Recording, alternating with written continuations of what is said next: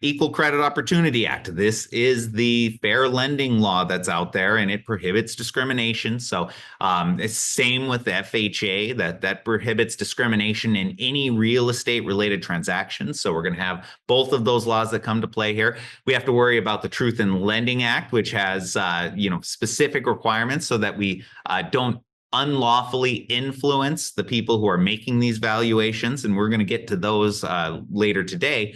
But then we also have the UDAP-oriented regs, like Section 5 of the FTC, or the Federal Trade Commission. That is all about prohibiting unfair and deceptive acts and practices. So there's a lot of laws that are baked into this guidance.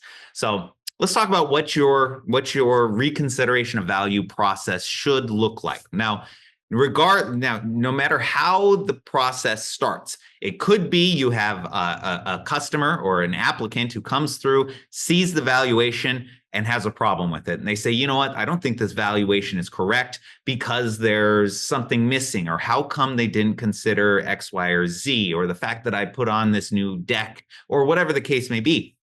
And so you can go through and you can satisfy that concern with your own independent review. Okay, so let's say you pull an appraisal. Your customer comes in and says, wait a minute, this is missing something. Or maybe it's even your loan officer. You're looking through and you realize, hey, there's something major missing here.